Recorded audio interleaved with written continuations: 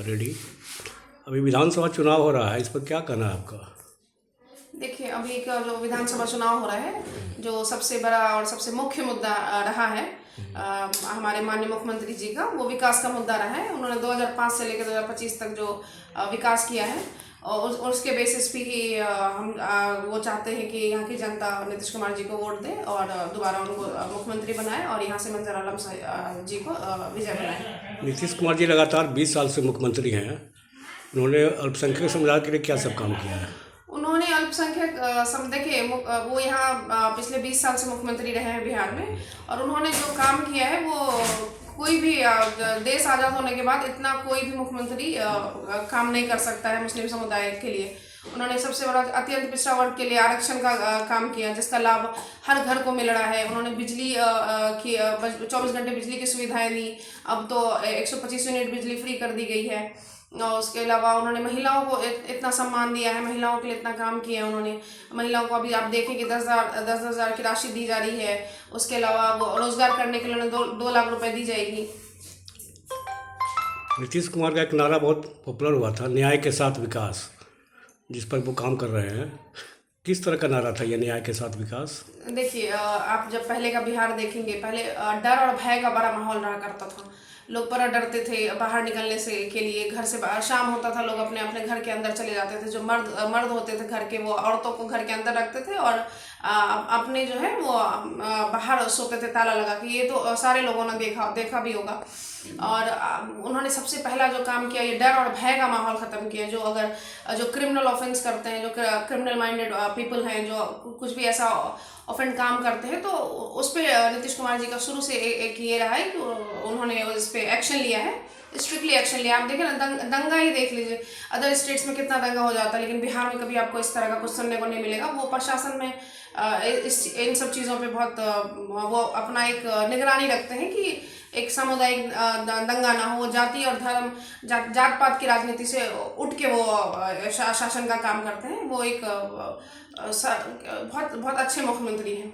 अभी कई नई घोषणा मुख्यमंत्री ने की है, जैसे 125 यूनिट बिजली फ्री किया उन्होंने, और जीविका दीदियों को 10,000 रुपया ठीक चुनाव से पहले देने का काम किया। इससे कितना असर पड़ेगा? इससे बहुत असर पड़ेगा। महिलाएं क्या चाहती हैं? कोई भी महिला क्या चाहती है? उनको काम मिले, उनको रोजगार मिले, उनको इज्जत मिले। और महिलाएं जो चाहती हैं वो सारा काम हो रहा है। उनके बच्चे पढ़े। जब आप एक मेल को पढ़ाते हैं तो आप सिर्फ उसको आगे बढ़ा रहे हैं। जब आप एक फीमेल के लिए कुछ करते हैं तो आप पूरे परिवार, पूरे समाज के लिए करते हैं, आप आपके आने वाली जनरेशन के लिए करते हैं। तो नीतीश कुमार जी ने बेसिक से काम किया है। तो सारी महिलाएं चाहती हैं कि उन्हें वोट मिले। आपके वालिद मंजर आलम सब चुनाव लड़ रहे हैं यहाँ से, पहले भी एमएलए रहे, एमएलसी भी रहे हैं, वो मंत्री भी रहे यहाँ के। कैसा फील लग रहा है उनका आपको? जी, उनका फील्ड बहुत अच्छा है। लोग बहुत खुश हैं क्योंकि इस क्षेत्र में जो भी विकास हुआ है, विकास का काम किया गया, वो 2005 से 2010 के बीच में ही हुआ है। आप रोड ही का मुद्दा देख लें। पहले रोड नहीं हुआ करता था। रोड के लिए लोग परेशान होते थे। बेसिक नीड लोगों की नहीं पूरी होती थी, बेसिक एमिनिटीज़ नहीं पूरी हो रही थी।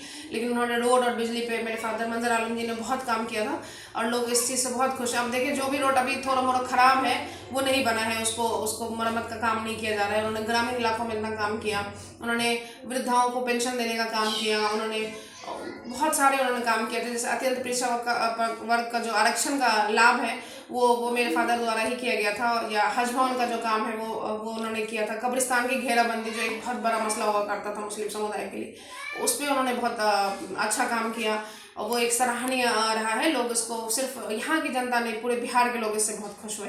मंजर आलम साहब की एक छवि रही है कि बहुत साफ़ सुथरी छवि के आदमी है और झूठा वादा नहीं करते हैं। जो भी करते हैं फील्ड में सच्चाई के साथ बोलते हैं। सच बोलने की इनकी जो आदत है वो काफ़ी पॉपुलर है, लोगों को पसंद है। इसका कितना लाभ इनको मिल रहा है इस चुनाव में? देखिए, वो कभी झूठ नहीं बोलते। वो कहते जो है वो सच है। मैं जो जितना कर पाऊंगा मैं उतना सच बोलूँगा। इसका लाभ है लोग, जो औरतें हैं, जो युवा पीढ़ी है, उनको बहुत खुशी है कि ऐसा नेता हमारे बीच में है। ऐसा लोग भी आज के ज़माने में ऐसा लोग भी एग्जिस्ट करता है, जो जनता के लिए सोचता है, जो लोगों की भलाई के लिए सोचता है, जो हर चीज़ से ऊपर उठे हुए हैं जाति पात से। आखिरी में जो कि 8 लोगों से क्या अपील कीजिएगा आप? मैं जो कि हाट की जागरूक जनता से अपील करना चाहती हूँ कि आप एक अच्छे उम्मीदवार को वोट दें। आप चारों कैंडिडेट को देख लें, चारों का एफिडेविट चेक करें, चारों में से सबसे बेहतर कैंडिडेट कौन है। आप जो मुर्शीद हैं, जो AIM से कंटेस्ट कर रहे हैं, जो पतंग छाप है, आप उसको देखें कि वो आपका कैसा कैंडिडेट है। वो मस्जिद के इमाम को घसीट के उन्होंने मारा है और उसका वीडियो भी वायरल है। उस पर ये एक क्रिमिनल ऑफेंस है, आप जब किसी पे हाथ उठाते हैं। उसके अलावा उन पे एक बहुत मुख्य एक वो है, आरोप लगा हुआ है कि वो उन्होंने मूर्ति चोरी की। एक धार्मिक इस पे निशाना किया है उन्होंने। इस तरह के कैंडिडेट को कभी भी विजय नहीं होना चाहिए। किसी भी फील्ड से ऐसे नेता को नहीं आना चाहिए। ऐसा अगर इस तरह का नेता अगर आ जाता है किसी भी जगह में, तो वो वहाँ के लोगों के लिए बहुत ही खराब बात है। वहाँ लोग नीचे ही की तरफ जाएंगे। इसलिए आप चारों में से अच्छे कैंडिडेट को चूज करें। आप सरफराज आलम को ही देख लें या शहनवाज को देख लें। ये एक ही परिवार से आते हैं, एक ही परिवार के लोग बार बार राज कर रहे हैं। क्या हम लोग गुलाम हैं? क्या यहाँ की जनता गुलाम है एक परिवार के लिए, लोगों के लिए? क्या यहाँ दूसरों में कोई पोटेंशियल नहीं है कि वो खड़े रहे? क्या दूसरे गांव में ये ताकत नहीं है कि एक ही गांव के लोग सिर्फ सत्ता में आएंगे? ये तो या तो आप सरफराज आलम को देखें, या MP भी रह चुके हैं और ये मिनिस्टर भी रह चुके हैं। 1996 से लेके अभी तक इनका चल रहा है। क्या यहाँ की जनता नहीं चाहती कि कोई और भी यहाँ से कंटेस्ट करे, कोई और भी जीते? आप देखें कि जितना भी विकास का काम हुआ, एक बार सिर्फ मेरे फादर, इन परिवारवाद के अलावा कोई नेता आया, वो मेरे फादर थे, मंजर आलम जी थे, जो 2005 से 2010 के बीच में काम किए। उसके बाद कोई विकास नहीं हुआ है यहाँ पे। क्यों? क्योंकि आप एक परिवार के लोग को सिर्फ आगे बढ़ा रहे हैं। मंजर आलम जीतते हैं तो फिर क्या प्राथमिकता होगी इस बार इनकी? देखिए, जो हमारा मुख्य मुद्दा है, जो हमारा यहाँ का जो मुख्य मुद्दा है कि विकास का ही मुद्दा है हमारा है। हम विकास पे काम करेंगे, हम औरतों के लिए काम करेंगे, हम डर और भय का माहौल ख़त्म करेंगे, हम एजुकेशन को बढ़ावा देंगे, हम लोगों को इज्जत देने का काम करेंगे। ऐसी चर्चा कि सभी दल के जो राष्ट्रीय नेता है यहाँ इनका प्रचार प्रसार हुआ, लेकिन नीतीश कुमार या जदयू के कोई बड़े नेता का यहाँ कोई प्रोग्राम नहीं हुआ। इसको किस तरह से देखते हैं आप?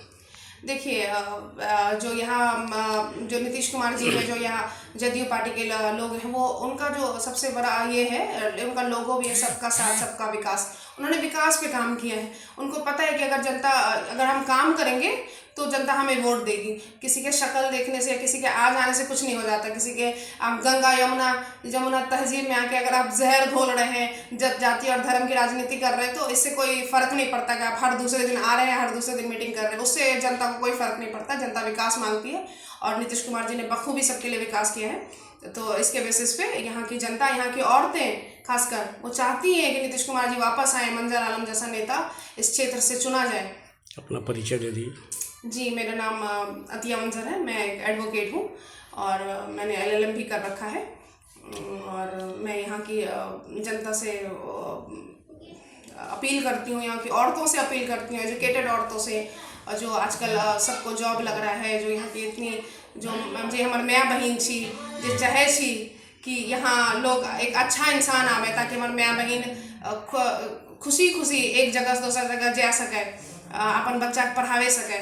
इनको माहौल क्रिएट करेली, इनको इथीली हमार अब्बा का, मंजर आलम जी का वोट दे और तीर छापा पर क्रमांक संख्या 1 अब जाएगा, ई बटन दबाएं। चलिए, बहुत बहुत धन्यवाद।